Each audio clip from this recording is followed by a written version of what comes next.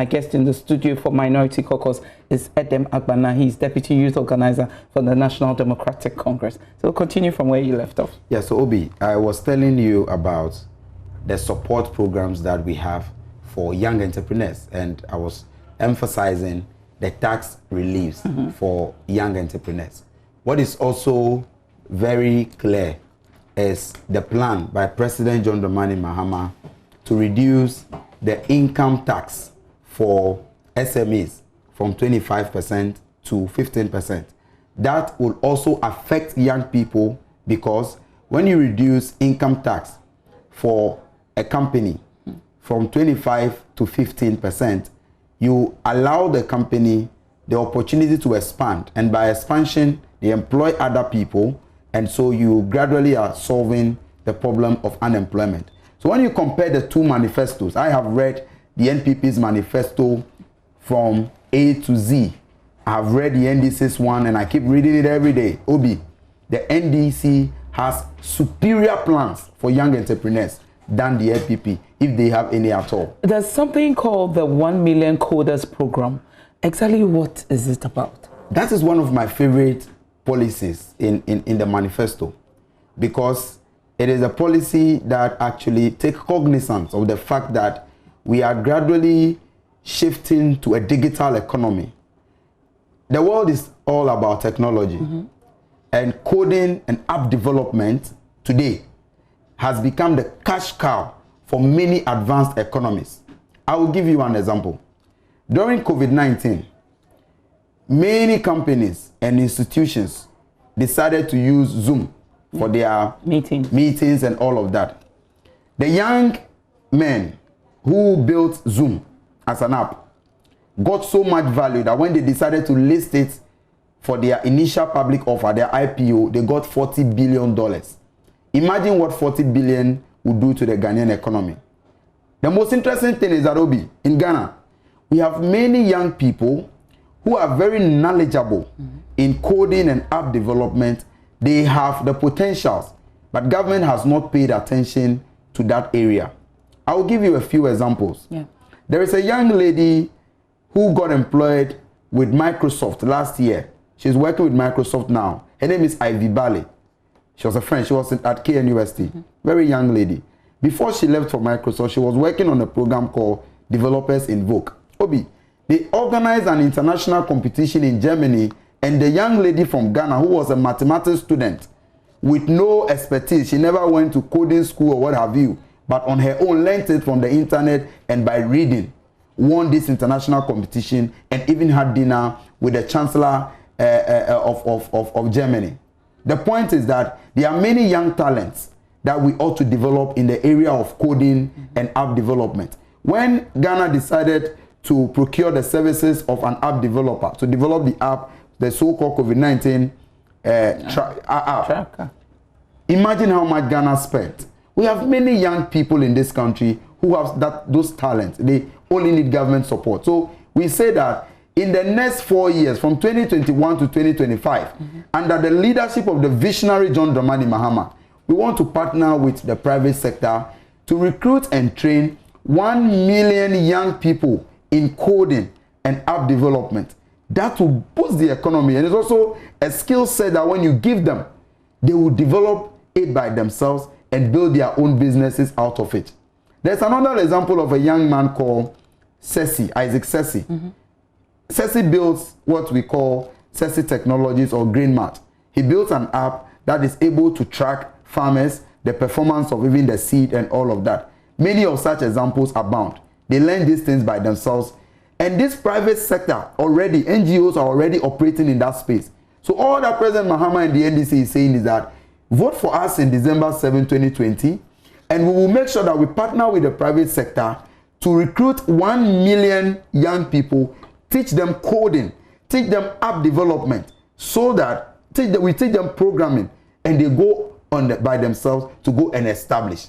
This policy will develop and build Ghana's digital economy such that by 2025, by the time you're done with 1 million people who have knowledge in coding, Obi, we have the capacity to increase our production and even grow our economy by no less than 45 or 50%, because technology is the way to go. So this policy, for me, excites me, because for the young child watching us from Nyankpala, who just by playing with apps on the mobile phone has an idea or intends to build an app, for the young child watching us from Tanyigbe, who wants an opportunity to develop her coding skills or app development skills, this is the program for them. That's a good opportunity. And I'm excited about it. And it's one of the programs that I know personally His Excellency John Dramani Mahama is so much committed to, and I know he will do it. We can guarantee you that. Okay, so you've told us about one of your most interesting aspects of the manifesto. Tell us about the other policies that will benefit the youth in this manifesto. In the manifesto, we have a policy called the National Employment Bureau. Today, what we have is that we have the Labor Office. We want to transform the Labor Department or the Labor Office into a National Employment Bureau and decentralize it to the district level.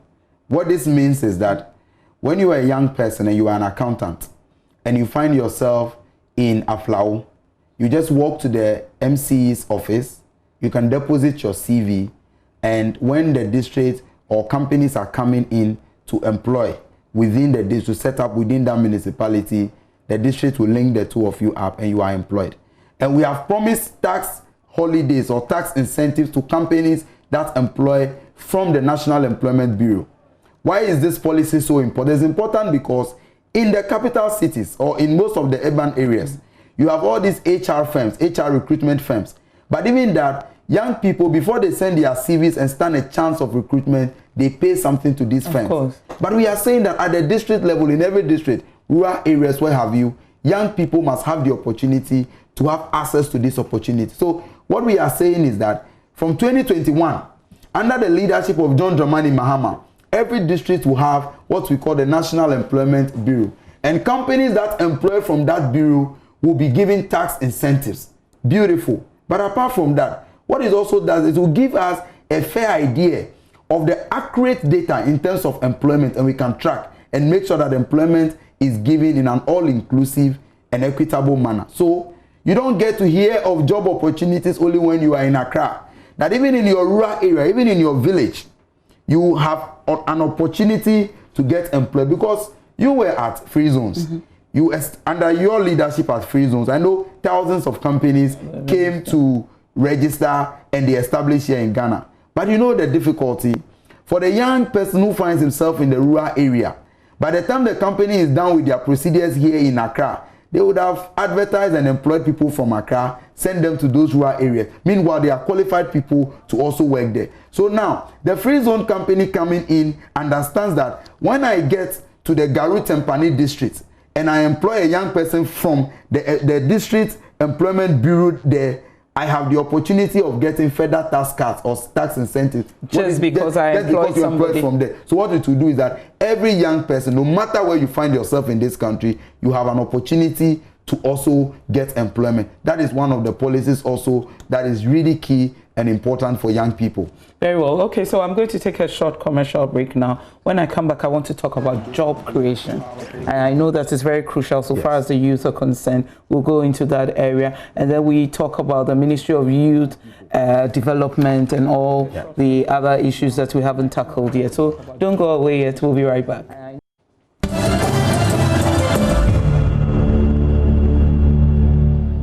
Welcome back. My guest in the studio is Edem Agbana. He's Deputy Youth Organizer, and we are talking about what the youth have so far as the NDC manifesto is concerned. Job creation is very crucial to the youth, and I'm just wondering how different the job creation models in the People's Manifesto are to what has been implemented by previous governments.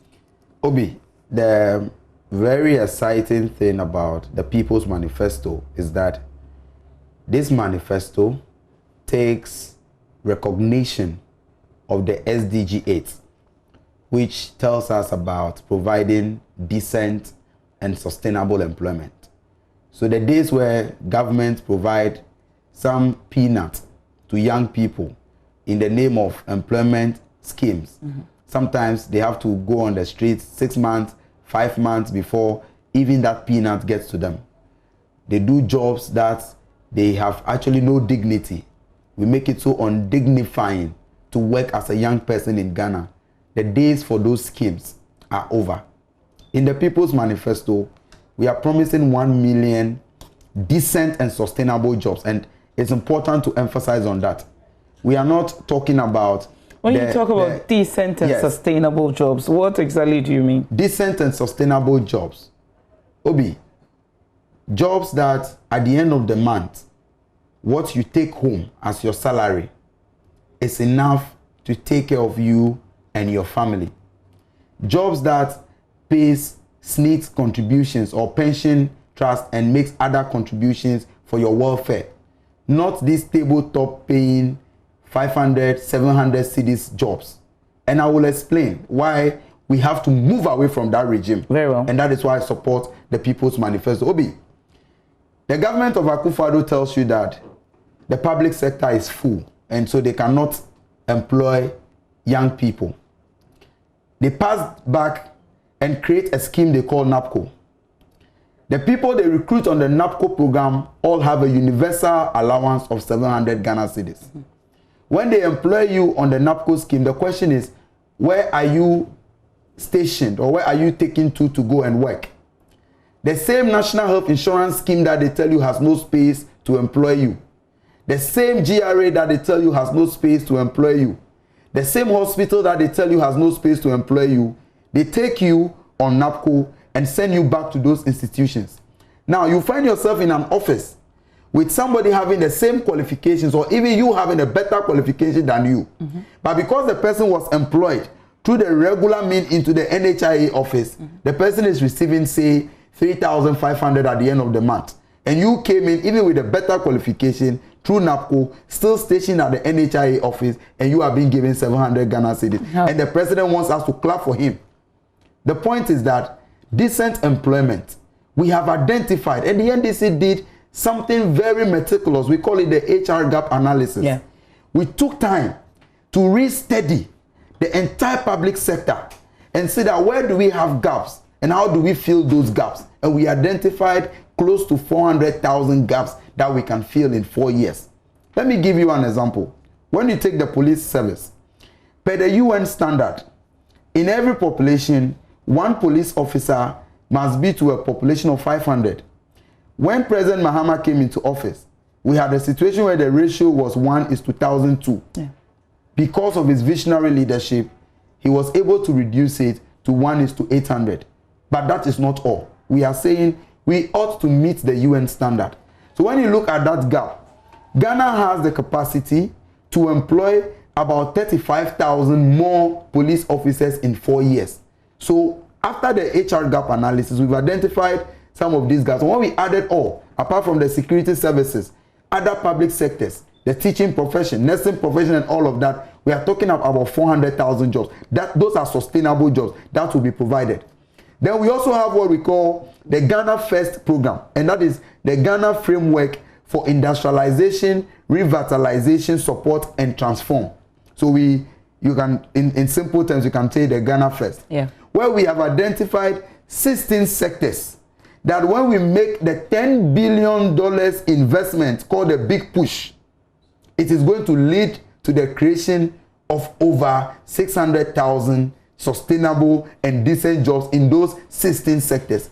Clearly, this is a party that understands the problem, took time to study the problem, understand what it means to provide a solution that is sustainable. We ought to give young people of this country better services.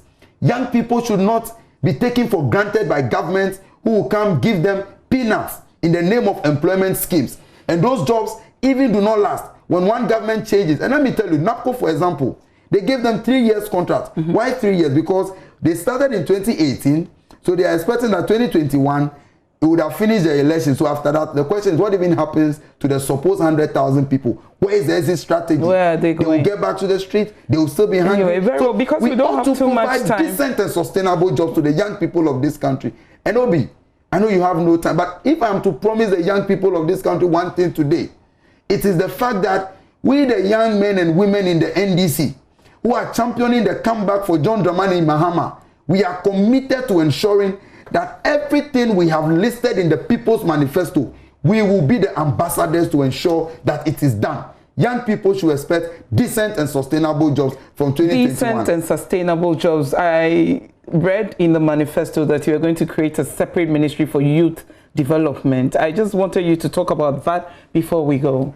Obi, the status quo today is that we have Ministry for Youth and Sports. At the time the NDC established that ministry, our understanding was that many young people in sports, or many people in sports are young people.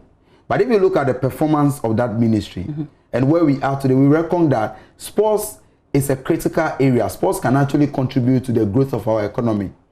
Youth, we form the majority. If you look at the performance of the ministry, most of the time, governments have focused on the sports to the neglect of youth. But the youth are in the majority. So President Mahama says, we will create a ministry for youth so that we will synchronize all youth-related policies and ensure the execution of these policies. And we'll have a one-stop agency or shop for the youth. And let me explain further. Today, you have what we call the National Youth Authority. It is under the Ministry of Youth and Sports. You have the National Service Scheme for young people. It is under Ministry of Education. You have Youth Employment Agency, YEA. It's under Ministry of Youth, Ministry of Employment. So you have youth agencies scattered all around ministry. So there's no coordinated attempt at providing the solution that young people want. So this ministry will coordinate. And we even have the assurance that by management and priority, this ministry will work solely for the young people of this country. Obi, umpewe. Now, Pedro. Anyway, but just before we go, I've seen you in the ghettos. And yes. I know that you're campaigning in the ghettos. They say that when you go to Rome, you have to do what the Romans do. Have you been... Obi, how do you interact with them? My favorite part of the campaign is in the ghetto. And I want to thank my team. Fantastic the ladies, I've enjoyed it. Yeah, the ladies. And I hear that when some of them get there, the guys don't want them to leave. You should leave them for them. They should keep them time they wanted to kidnap one of our ladies, Williams. Obi, but one interesting thing about the ghettos is that many of them find themselves in those situations because of lack of opportunities. You have very brilliant people in there. Sometimes when they are even discussing our manifesto with us, you wonder, how did they even get a copy? Exactly. So those people can never and should never be taken for granted. It is just a matter of opportunities. We are excited working with them, and they have so much hope in the John Dramani Mahama administration, because we are the only party that in this manifesto, ghetto youth, in this manifesto, uneducated youth, rural youth, disabled youth, can all pinpoint to specific policies that addresses their challenges. We are getting ready for government. Come December 7, 2020, I want the young people of this country to know that it is a vote for the destiny of this country.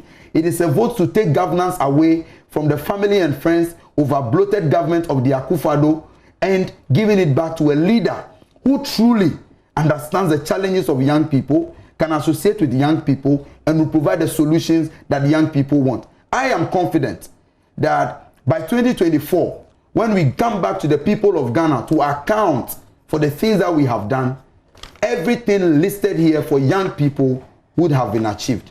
And then what is your final word so far as the youth of Ghana are concerned, and those who are watching us this evening? What is that one word, one liner that you want to give them? Why should they go on the 7th of December and vote for His Excellency John Dramani Mahama? To the young people of this country, the future of the country is in our hands. And it's in our hands because we have the power to decide who leads us.